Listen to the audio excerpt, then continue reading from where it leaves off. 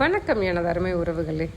Vijay TV நீயா நான் ஷோவில் ஒருத்தங்க கல்யாணம் ஆகும்போது எனக்கு நிறைய எங்கள் மாமியார் வீட்டில் லட்டு முறுக்கெல்லாம் கேட்டாங்க அப்படின்னு சொல்லியிருந்தாங்க. திருநெல்வேலி தூத்துக்குடி மாவட்டத்தில் ஒரு பழக்க வழக்கம் இருக்குது. எப்படி அப்படின்னா, பெண் பிள்ளைய இப்போ எங்களோட இதில் நாங்கள் பொம்பளை பிள்ளைங்க இப்போ எங்களுக்கு கல்யாணம் பண்ணி கொடுக்கும்போது எங்கள் ஊர் ஃபுல்லாக நாங்கள் வாழைப்பழம் போடுவோம். அப்போ ஒரு வரிக்கு 10 பாக்கு, ஒரு சீப்பு வாழைப்பழம். இப்போ எங்கள் வீட்டில் 3 வரி, எங்கள் 2 அண்ணன், எங்கள் அம்மா. அப்போ 3 சீப்பு வாழைப்பழம், 33 பாக்கு, அப்படியே ஒரு கணக்கு உண்டு. இந்த வாழைப்பழத்தை எங்கள் கோயிலுக்கு யாரெல்லாம் வரி கொடுப்பாங்களோ அவங்களுக்கு ஒரு சீப்பு வாழைமும் பத்திரிக்கை பாக்கு வச்சு தான் கல்யாணத்துக்கு நாங்கள் அழைக்கிறோம்.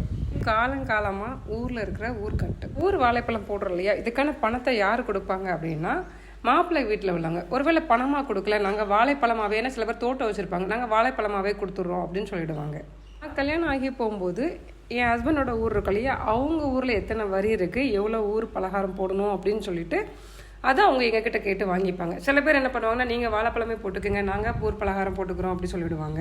திருநெல்வேலி தூத்துக்குடி மாவட்டத்தில் காலங்காலமாக இருக்கிற ஒரு வழக்கம். அதே மாதிரி ஊர் சாப்பாடு கொடுப்பாங்க கல்யாணத்தப்போ. அதெல்லாம் நிறையா பழக்க வழக்கம் இருக்குது. இது ஒரு சபையில் இவ்வளோ லட்டா, இவ்வளோ அதிரசமானு சொல்கிற கிடையாது. ஏன்னா இது ஊர் ஃபுல்லாக கூடி சந்தோஷமாக கொண்டாடுறதுக்கான ஒரு அழைப்பு, ஒரு பகிர்தல்.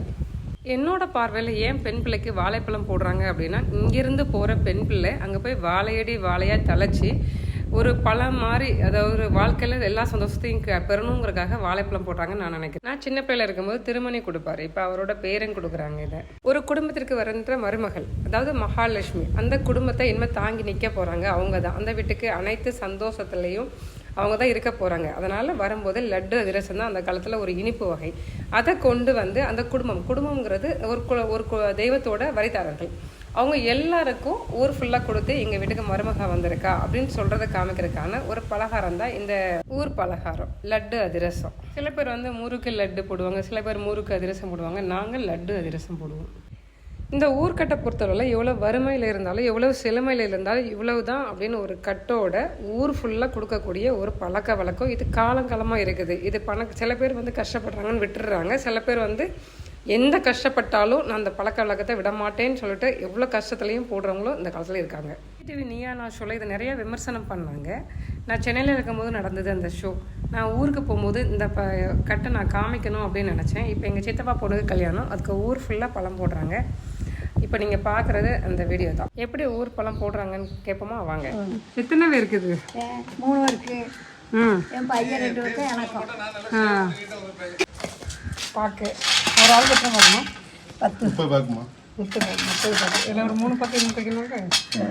3 எத்தனை வைப்பீங்க? கொடுத்துட்டே இருக்கணும். கிலோ வச்சுக்கலாம். கிழக்கு கொடுத்தாச்சு. இனி இங்கே மட்டும்தான். ஊர் மட்டும் தான் கொடுக்கணும். ஆமாம். எத்தனை சீப் பழம் வாங்கியிருந்தேன்? மொத்தம் 40 தாரு. 40 தாரா? ஆமாம். அப்போ எத்தனை சீப் வரும் மொத்தம்? 40னா ஒரு 7 சீப்பு கணக்கு பண்ணிக்க. 7 14 250 சீப்பு வரும். அப்போ 280 வரி நமக்கு. 280 சொக்கார வரி கம்மி. மாமச்செல்லாம் சேர்ந்துடும்ல. ஓ சரி சரி. இது ஊர்கட்டு தானே? ஆமாம். இந்த மாதிரி ஊர்கட்டுகள் பழக்க வழக்கம் இருக்கிறதுனால தான் இப்போ எங்களை மாதிரி எங்கள் வீட்டில் யாருமே நாங்கள் ஊரில் கிடையாது. நாங்கள் எல்லாருமே சென்னைக்கு போயிட்டோம். அப்போ எங்களுக்கு எங்களோட சொந்தங்கள் யார், எங்களோட வரலாறு என்ன, எங்களோட குலதெய்வம் என்ன, இந்த கோயில் கொடைகள் இதெல்லாம் இல்லை அப்படின்னா நம்மலாம் ஊருக்கே வரமாட்டோம். நம்ம ஓடிட்டே இருப்போம் வாழ்க்கையில். நமக்கு சில காலம் திரும்பி பார்க்கும்போது நமக்கு யாருமே இருக்க மாட்டாங்க. இந்த பழக்க வழக்கங்கள் இருக்கிறதுனால தான் நம்மளோட சொந்தங்கள் யார், நம்ம யாருங்கிற ஒரு அடிப்படை அடையாளமே தெரியும். நீயா நானா ஷோவில் பார்க்குற மாதிரி இது குறை சொல்கிற விஷயம் கிடையாது. என்னோட சந்தோஷத்தை பகிர்ந்துக்கிற ஒரு விஷயமா நான் பார்க்குறேன். ஊர்கட்டு ஒரு அழகான பெருமையான கௌரவமான விஷயமா நான் பார்க்குறேன். சில பேருக்கு போட முடியும், ஊர்கட்டு போட முடியும், சில பேருக்கு போட முடியாது. போட முடியாதவங்க போட முடியாமல் இருக்கிறாங்க செய்கிறாங்க. அவங்க போடவும் மாட்டாங்க. யாரும் இங்கே நிர்பந்திக்கிறது கிடையாது. ஊர் பலகாரம் ஒரு பொருளாதார இடத்துல சுமையாக இருக்கக்கூடாது. இது ஒரு அழகான அருமையான விஷயம். போடுறவங்க போடலாம், முடியாதவங்க விட்டுறலாம். வாழ்க்கையில் நம்ம எவ்வளவோ செலவழிக்கிறோம். நம்ம அடுத்த கட்டத்தை நோக்கி, ஒரு திருமணம், ஒரு மகிழ்ச்சியான தருணத்தை நோக்கி நகரும்போது நம்ம அடுத்த தலைமுறைக்கு நம்ம யார், நம்மளோட சொந்தங்கள் யாருன்னு காமிக்கிறதுக்கு ஒரு அடையாளமாக தான் இதை நான் பார்க்குறேன். உங்களுக்கு இந்த மாதிரி ஊர்கட்டு பழக்க வழக்கம் இருந்தால் கமெண்ட் பண்ணுங்கள். மற்றொரு வீடியோ சந்திக்கலாம். நன்றி.